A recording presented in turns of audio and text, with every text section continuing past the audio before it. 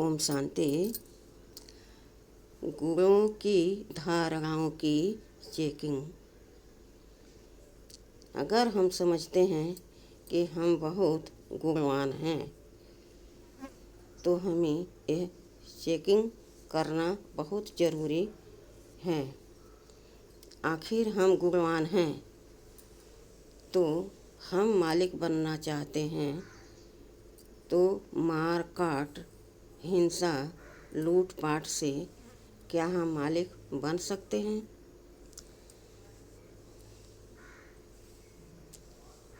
मार काट, लूटपाट से, हिंसा वृत्ति अपनाने से हम मालिक कैसे बन सकते हैं?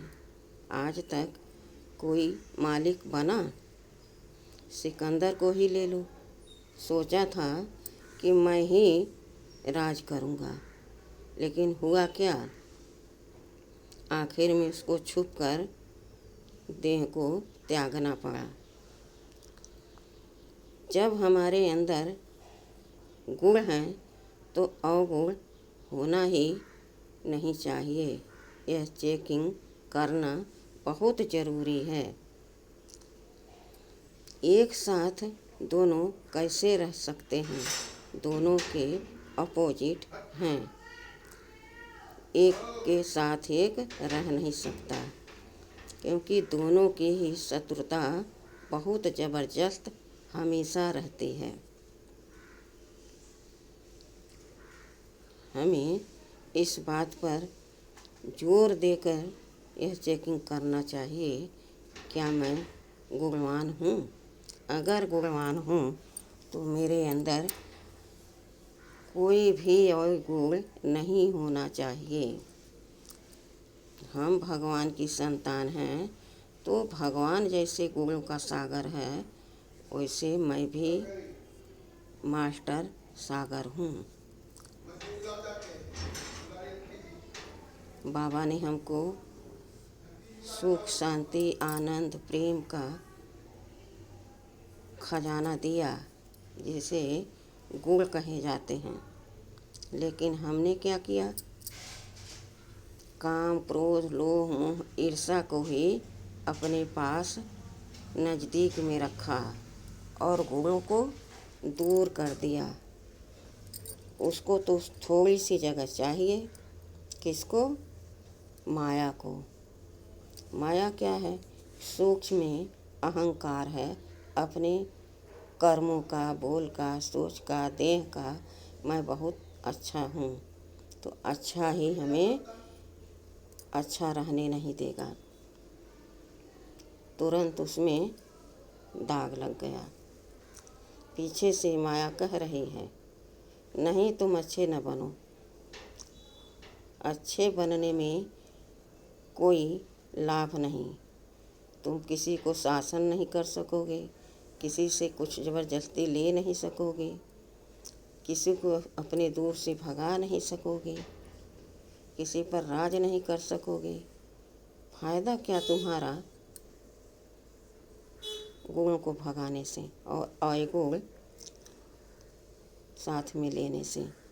लेकिन बाबा कहते, बच्चे तुम गुणों को साथ में रखो, अवगुणों को निकालते जाओ। माया का ही जबरदस्त रूप नाम दिया गया है रावण। रावण ने क्या किया? शिवलिंग को ही उठा लिया। मेरे राज्य में रहेंगे, मेरे बनकर रहेंगे। भल वो पूजा करेगा, भल वो जब तब व्रत करेगा, भल एक पैर से खड़ा होकर तपस्या करेगा, वरदान मांगने के लिए, विश्व पर जीत पाने के लिए। लेकिन बंधक बनाया ना, उनको अपने अंडर में रखने का संकल्प किया ना, और कर्म में भी ले आया। तो क्या हुआ? हुआ ना अहंकार। वही अगर प्रभु से कहा जाए, प्रभु आप सब प्रेम हमारे घर में दर्शन दीजिए, तो हमारे पिता हैं, वो हमको जरूर दर्शन देंगे, जरूर अपने गले से लगाएंगे। फिर क्या किया रावण ने? सीता को ही ले गया, कहा तुम अब मेरी पटरानी बनकर रहोगी। तो क्या हुआ, परिणाम क्या निकला? विभीषण अपने सगे भाई को भी लात मार के बाहर निकाल दिया। केवल यही कहा था उसका भाई कि भैया राम को जपो और अपने अहंकार को त्याग दो। इतनी ही बात पर उसने लात मारकर अपने राज से निकाल दिया। तो क्या वो चैन से रहा? वहीं से उसकी पतन की शुरुआत हो गई। विभीषण तो चला गया प्रभु की शरण में और वह निश्चिंत हो गया, बेफिक्र हो गया। अब जो देखेंगे प्रभु देखेंगे, मेरा कुछ नहीं, मुझे बस शरण मिल गई, यही काफ़ी है। जैसे आज के मनुष्य एक दुर्बल व्यक्ति को घर से निकाल दें, मार दें, तो वह रात में कहाँ रुकेगा, परेशानी होगी न। इसी तरह से उसने भी सोचा, लेकिन वो सीधा प्रभु की शरण में चला गया। कैसे? उसके जो मनोविचार थे वह प्रभु में ही रमण करते थे, प्रभु को बहुत प्यार करते थे। इसलिए सीधा वो भगवान के पास गया और भगवान ने उसको अपने गले से लगा लिया। अब सीता भी चली आई अपने घर सकुशल, और शिव भी पूरे विश्व के हैं रचयिता, पालनकर्ता, संहारकर्ता, जो भी हैं हमारे पिता हैं, उनसे बड़ा कोई नहीं है। समय पर वही आदेश सबको देते हैं करने के लिए। जो कुछ होता है सब ड्रामा में नोधा हुआ है। तो अहंकार कहाँ बड़ा हुआ? कागज़ का पुतला होता है ना, वो बना के रख दो तो देखने में बहुत ज़बरदस्त, बहुत आकर्षित लगता है, लेकिन उसको एक हवा का झोंका आया तो कहाँ लेके चला गया? नाले के गड्ढे में गिरा दिया और वो गल के वहीं ख़त्म हो गया। या अग्नि के तरफ चला गया तो जल के राख हो गया। यह क्या है? अहंकार है। लेकिन मैं कौन हूँ? मैं तो शेर हूँ, बाबा की शेरनी हूँ, बाबा की शक्ति हूँ, बाबा की सेना हूँ। तो मेरे सामने माया कैसे टिकेगी? मुझे अपने गुणों को संजोए रखने का सतत पुरुषार्थ करना पड़ेगा।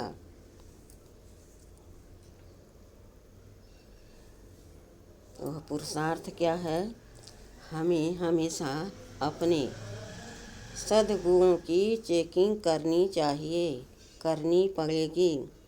तब हम आखिरी मंजिल तक पहुँचेंगे, तब मेरे रिजल्ट अच्छे आएंगे और भगवान भी मेरी मदद करेंगे।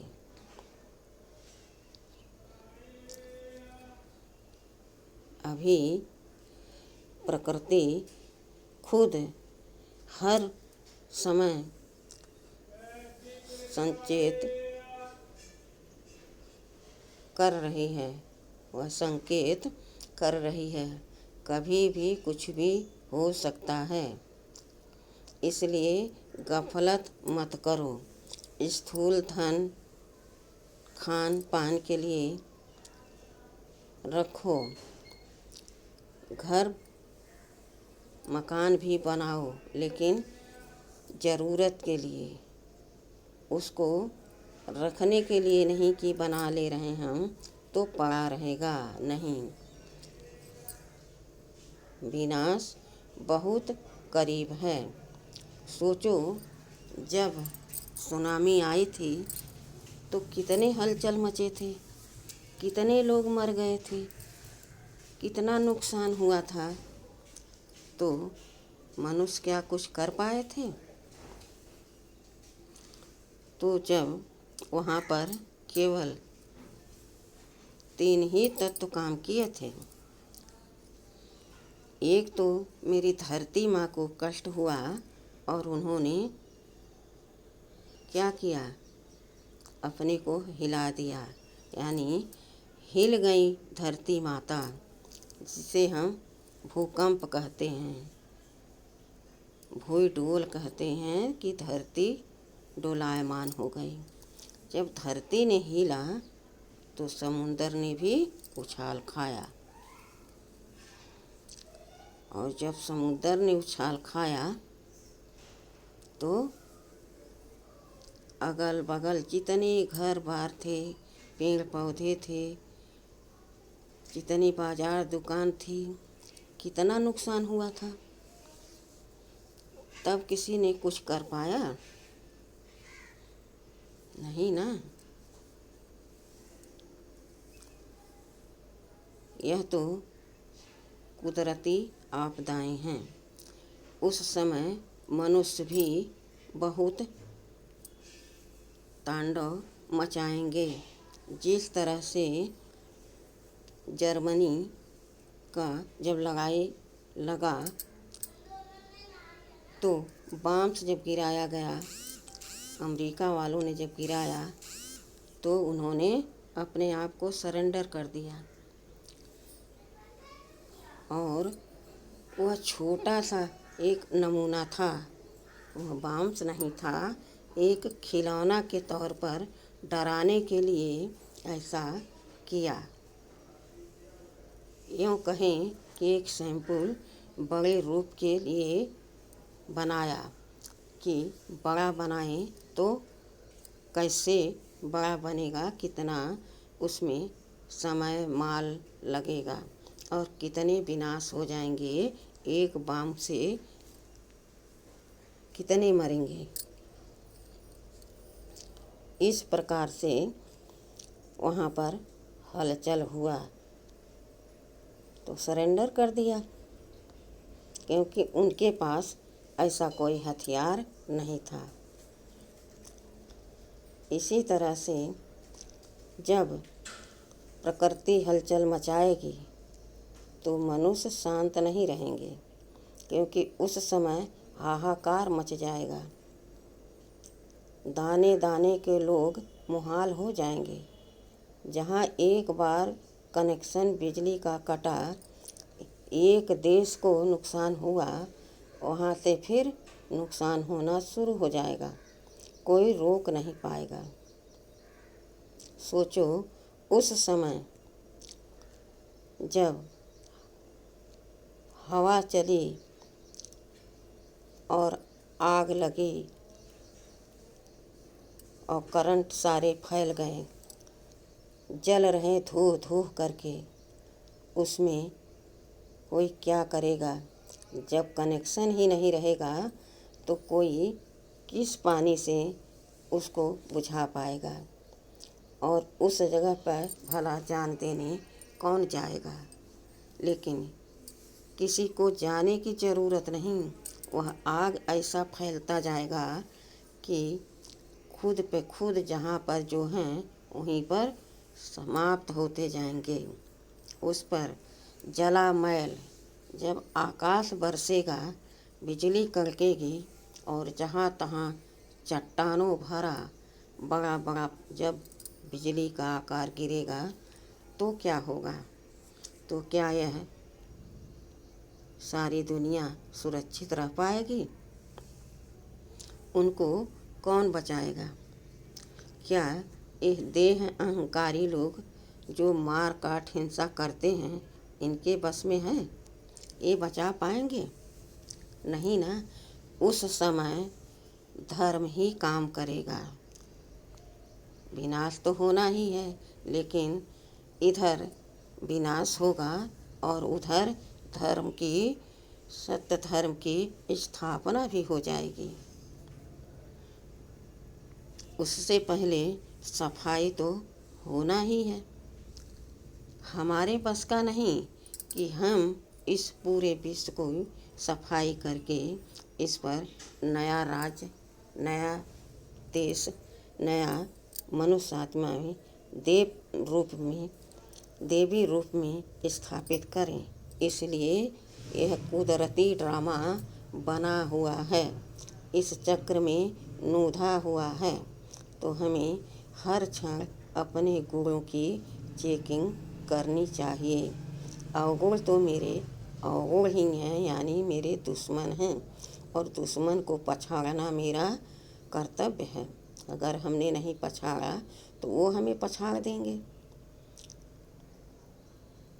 इसलिए हमें अपने आप पर हमेशा यह पहरा देना पड़ेगा कि मेरे पास गुण ही गुण हैं या कहीं छुपा हुआ अवगुण भी है।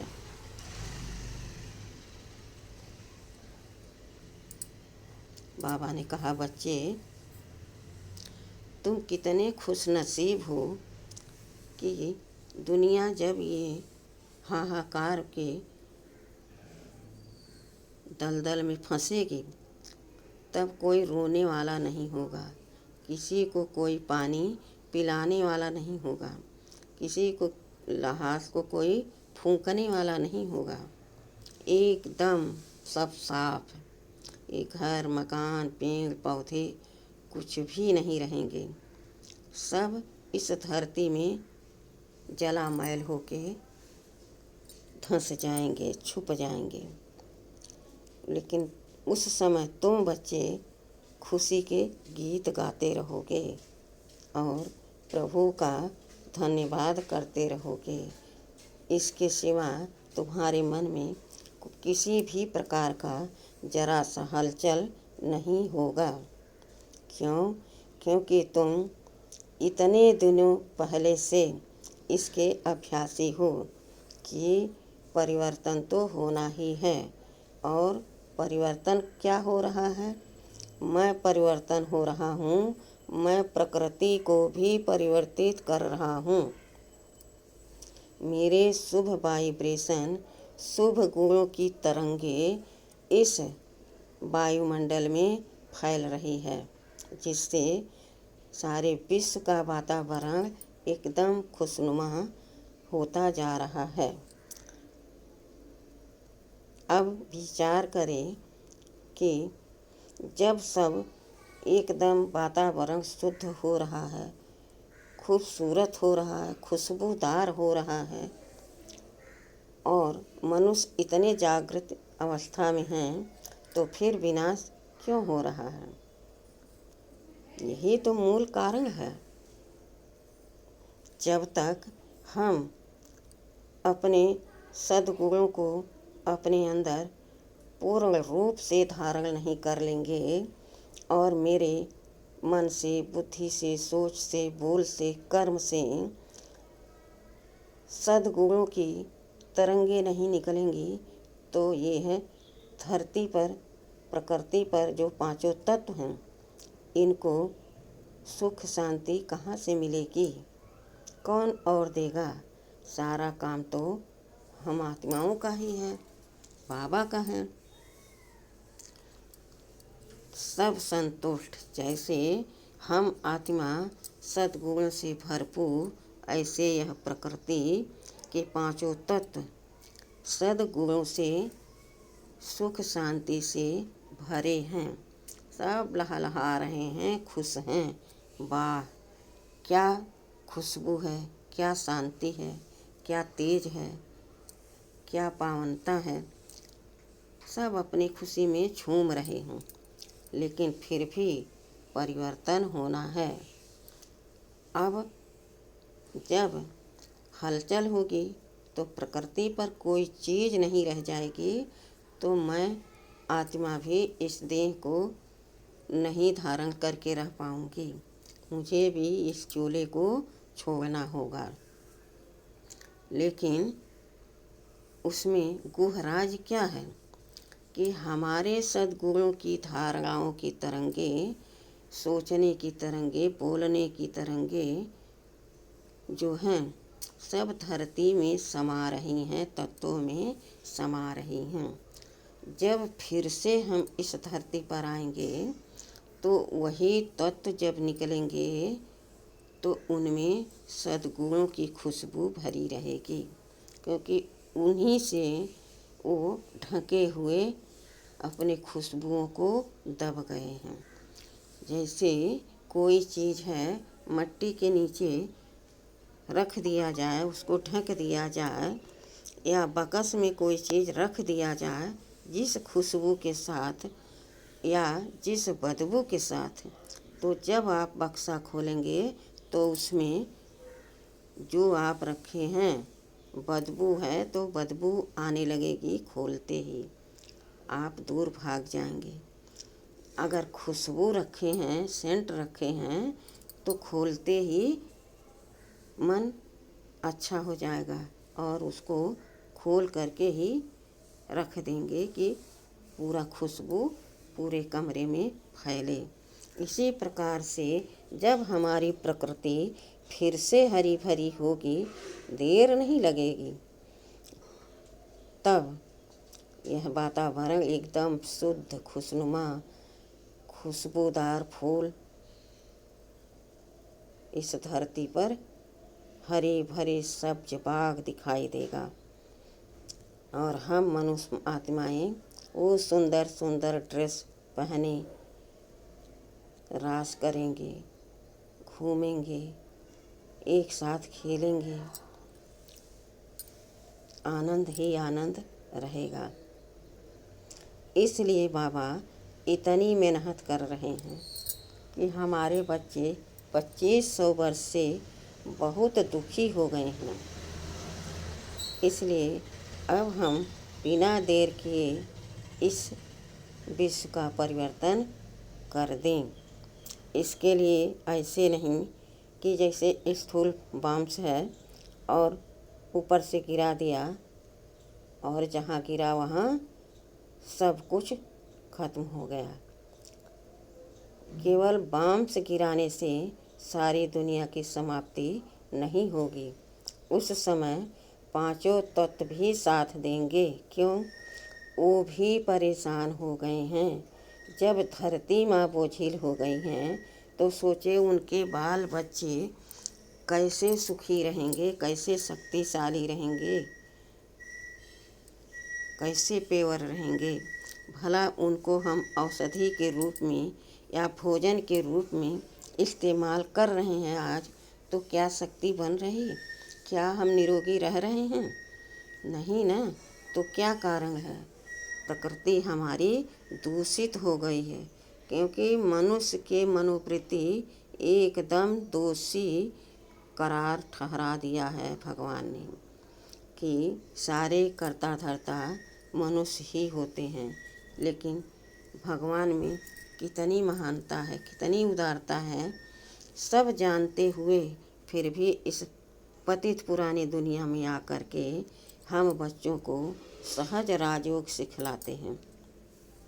बाबा यह नहीं कह रहे हैं कि बच्चे तुम लोटा ले लो, जल ले लो, अक्षत ले लो, फूल ले लो और 4 कदम चल के मंदिर जाओ, फिर वहाँ पत्थर पर माथा टेको। बाबा कह रहे हैं बच्चे पहचानो अपने आप को कि तुम हो कौन, आखिर इस शरीर में क्या है जिससे यह शरीर चल रही है। उसी शक्ति से तुम चल रहे हो, बोल रहे हो, खा रहे हो, पी रहे हो, घूम रहे हो, और उसी शक्ति से तुम गलत कार्य भी कर रहे हो। तो गुणों की धारणाओं की चेकिंग कितनी ज़रूरी है। जब स्वयं भगवान जिनके ऊपर कोई नहीं, उनको क्या पड़ी है, वह परम धाम में बैठे रहें, लेकिन उनको कितनी फिक्र है, देखा नहीं जाता बाबा से। सोच सोच के बाबा परेशान होते रहते हैं, कितने जल्दी हमारे बच्चे हमारे समान बन जाएं। अब जो नहीं करेगा तो समझो उसकी तकदीर में नहीं है, मगर हम यह नहीं कह सकते कि उनकी तकदीर में नहीं है। यह शब्द हम पर शोभा नहीं देता। हम किए तो वो भी कर सकता है, आज नहीं तो कल कर लेगा, करेगा ज़रूर, आएगा ज़रूर। अब सोचो, अगर वो नहीं आ रहा है तो अंत में तो आएगा ना। जब सारी दुनिया चलेगी तो वो भी चलेगा। ऐसा तो नहीं कि वहीं रह जाएगा, लेकिन अपना अपना पुरुषार्थ है, पुरुषार्थ अनुसार प्रारब्ध है, और प्रारब्ध अपने पुरुषार्थ पर निर्भर होता है। हम जैसा करेंगे वैसा पाएंगे। हमें यह ख्याल रखना हमेशा चाहिए कि हमसे कोई अवगुण कर्म न हो जाए। तो हम किसी को सूक्ष्म में भी न कहें कि यह तो बदलने वाले ही नहीं हैं। कहते कहते परेशान हो गए, लेकिन इनको कुछ समझ में नहीं आता। इतना समझाने वाला हमारा बाबा, सारे संसार को परिवर्तन करने वाला हमारा बाबा, उसका वो भी बच्चा है तो बदलेगा ज़रूर। अगर अभी नहीं आ रहा तो अंत में आ कर के अपने सारे अवगुणों का प्रायश्चित करेगा। क्या करेगा? कर्म भोग के रूप में भोगेगा और फिर सजाएं खाकर परम धाम जाएगा। वहाँ से फिर इसी समय पर आएगा जिस समय पर यहाँ है, क्योंकि कहा ना, जो जैसा कर्म करेगा वैसा फल पाएगा। 2 युग में तो आ नहीं सकता, और द्वापर भी देखो बीता हुआ है, कलयुग भी बीत चुका है। अब वह कितने जन्म यहाँ लेगा, इस अनुसार वो फिर आएगा, लेकिन आएगा हलचल की दुनिया में, अशांति की दुनिया में, नफरत, बैर, लड़ाई झगड़े की दुनिया में। वह सुख की दुनिया में, शांति की दुनिया में नहीं आ पाएगा, क्योंकि उसने पहले से चेता ही नहीं। पहले चेतता तो वो भी आता। तो यह है गुण, और यह है अवगुण। चाहे जितना हम गुण धारण कर लें, मगर जब तक यह शरीर है यहाँ पर, तब तक हमारा पीछा अवगुण नहीं छोड़ेगा। इसलिए हमें हर समय चेकिंग करनी पड़ेगी और अपने अवगुणों को पूरा पुरुषार्थ करके निकालना पड़ेगा। मुझे चेक करना पड़ेगा कि मैं परम पवित्र आत्मा हूँ, मैं साइलेंस में रहने वाली हूँ, मैं शक्ति स्वरूप हूँ, पवित्र स्वरूप हूँ, प्रेम स्वरूप हूँ, आनंद स्वरूप हूँ, सुख स्वरूप हूँ। तो अवगुण तो मुझे भारी कर देते हैं, चिंतित कर देते हैं, दुखी कर देते हैं। तो अवगुण क्या हमारे हैं?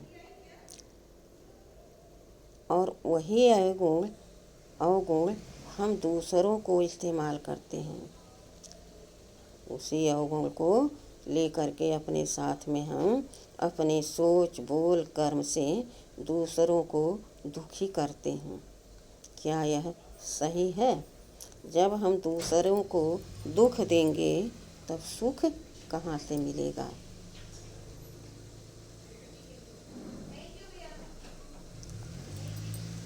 हमारे मीठे प्यारे बाबा ने हमको बार बार यही सिखाया है, बच्चे अवगुण निकालो, गुण धारण करो, गुण मूर्त बनो, तभी तुम पूजनीय बनोगे।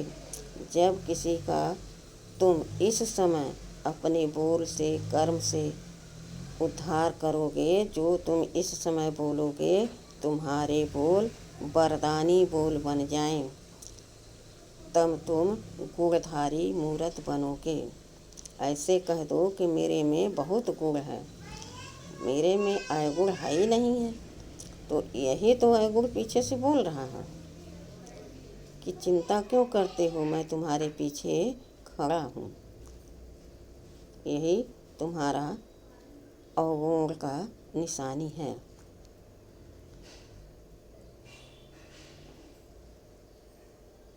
अच्छा, ओम शांति।